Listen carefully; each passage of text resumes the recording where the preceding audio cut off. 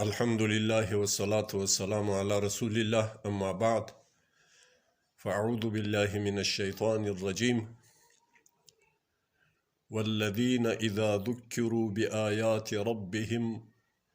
لم يخروا عليها صما وعميانا صدق الله العظيم.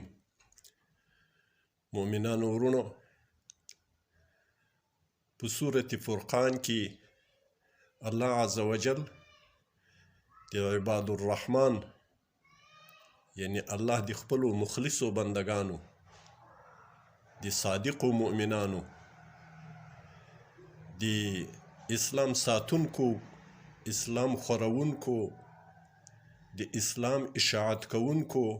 مؤمنانو په صفاتو کې راته بیانوي. ډیر صفتونه ښودل سوي خو یو صفت په صفتونو کې الله د عباد الرحمن د الله د مخلصو بندگانو یو صفت دا بیانوي چې والذین عباد الرحمن هغه کسان دي د الله مخلص بندگان هغه کسان دي اذا ذکروا بآیات ربهم کله چې دوی ته پندو درسو سبق ورکړ کیږي په آیاتونو د رب د دوی هغه که آیاتونو د تکوین دي او که آیاتونه د نزول دي. د تکوین آیاتونه په کتاب مشهود کې دي چې کوم عالم ده دغه کوم عالم چې د موږ په مخ کې ده دا د الله عز وجل د قدرتونو او د الله د وحدانیت له براهینو دلایلو ډک ده او په سترګو یې موږ وینو مشهود دی موږ ته دې ته کتاب مشهود ویل کیږي او کتاب منزل قرآن عظیم شان ده. د قرآن عظیم شان هر آیت د مسلمان دی پاره د الله د مخلص بنده دی پاره هغه درس ده او سبق ده. هغه دین تیر زده کوي خپل مسئولیت تیر معلوموي او خپل وجائب و فرائض کې پیژني. نو الله عز وجل فرمایي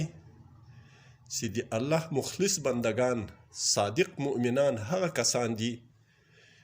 اذا ذکروا بآیات ربهم چې دوی ته کله پند و نصیحت ورکړ کیږي درس ورکړ کیږي د آیاتونو د رب خپل کله کتاب مشهوده دي کله کتاب مقروءه څخه دي لم یخروا علیها نه لویږي په د آیاتونو د الله په آیاتونو د قدرت الله په آیاتونو د وحدانیت د الله په آیاتونو د حکمونو د الله صما و عمیانا کاڼه او ړانده. دا دوه تفسیره لري. ټول مفسرین په دې تفسیر باندې تقریبا موافق دي او متفق دي چې صما و عمیانا دا مطلب چې دوی لکه کاڼه او لکه ړانده په د آیاتونو باندې داسې نه تیریږي چې لکه کوڼ څه اورېدلی نه وي ړانده څه لیدلی نه وي او مخکې له اورېدلو له تذکیره وروسته له تذکیره دواړه حالته ورته یو وي. دا یو مفهوم ده. او دوم مفهوم یې دا ده چې ځینې مفسرینو ذکر کړی چې په دې کې تعریض ده او اشاره ده کنایه ده مشرکینو ته د مشرکینو حالت ته چې د مسلمان حالت د موحدینو حالت د مخلصو مؤمنانو حالت و عباد الرحمن حالات دا له مشرکینو له کفارو څخه فرق لري. هغه فرق دا ده چې کفار چې د کومو عقایدو د کومو مزخرفاتو د کومو خواهشاتو طبیعیت کوي هغه یې په پټو سترګو باندې کوي. هغه وایي چې موږ پلرونه د دې عبادت کوو د موږ نیکونه په دې لار باندې روان وو نو موږ هم په دغه لار باندې روان یو او دغه لار د موږ لار ده. او که هر کوم دلیل دی ته پیښه که افاقي دلیل او که نفسي دلیل که تکویني دلیل او که نزولي دلیل چې دوی ته یې پیښوي دوی پند نه تیر اخلي لکه کوڼ چې هېڅ نه یې اورېدلي یا ړانده هېڅ نه یې اورېدلي نو د مشرکینو د کفارو حالت داسې په هغه حقایقو باندې ذهن نه خلاصېږي هغه حقایق نه درک کوي په ظاهره کې خو ړانده او کاڼه نه دي خو زړونه یې ړانده دي زړونه یې کاڼه دي د زړونو اورېدل یې نسته د زړونو پوهېدلو تفقه یې نسته خو د مسلمانو عباد الرحمن حالات داسې نه دي مسلمان و مؤمن او عباد الرحمن ته چې د الله آیاتونه پیښیږي ورته درسیږي او پند پې باندې ورکړ کېږي نو دوی داسې کاڼه او ړانده په هغه باندې نه پرېوځي بلکې د دوی د زړو حواس ورته خلاصي دوی د زړو په غوږو باندې اروي دوی د زړو په سترګو باندې ویني حقایق کې سنجوي له حقایقو څخه خوند اخلي مزایاوې او باریکیانې کې لټوي د خدای د دین په مفهوم او په حقیقت باندې بیا پوهیږي او په هغه حقیقت بیا د ځان دپاره مشال راه ګرځوي او په هغه باندې روان وي نو الله عز وجل دې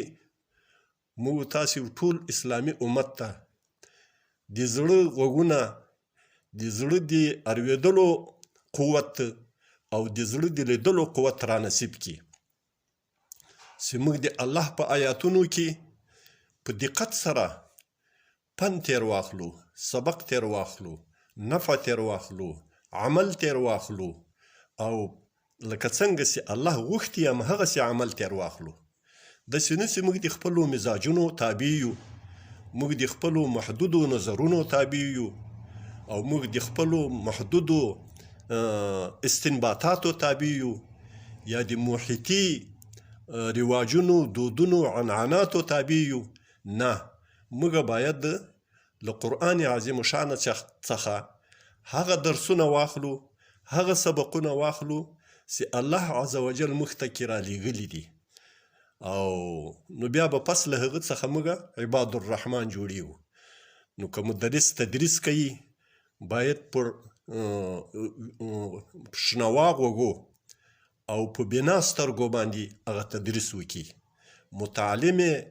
تعلم کوي زده کول کوي ورته ناست دي په شنوا غوږو او په بنا بصیرتو سترګو باندې د زړه په سترګو د زړه په غوږو باندې واروي او ویني حقایق درک کړي په حقایقو تمسک وکړي په هغو باندې منګولې ولګوي له هغو څخه نفع واخلي خپل عملي زندگی کې تحول پکې راولي تبدل کې راولي داسې نه چې موږ له خپل زندگی او له خپلو مروجاتو څخه یو انچ او یو ویښته مخته وروسته نه ځو او تدریس هم کوو تعلم هم کوو تبلیغ هم کوو بیانونه هم کوو دا داسې نشي کېدلی موږ باید د خپل قرآن عظیم شان د درسونو تابع یو هر چا او هر چاته د قرآن عظیم شان مفاهیم د قرآن عظیم شان درسونه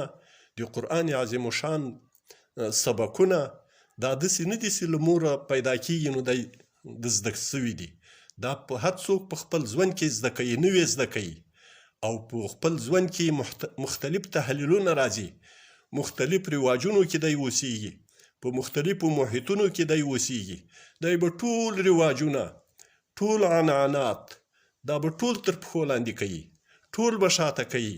څه چې الله را لیږلي خپل حبیب ته یې را لیږلي خپل حبیب د خپلو وارثینو په ذریعه باندې موږ ته را رسولي په کتابونو کې راته رسېدلي په تفاسیرو کې راته رسېدلي په هغه باندې عمل وکړو الله عز وجل دې بنا غوږونه شنوا غوږونه او بنا سترګې د موږ ته را نصیب کړي اقول د نړۍ هر غافل په اذان ویښوم زه بلال خوب ولی جهان ویښوم زه بلال خوب ولی جهان ویښوم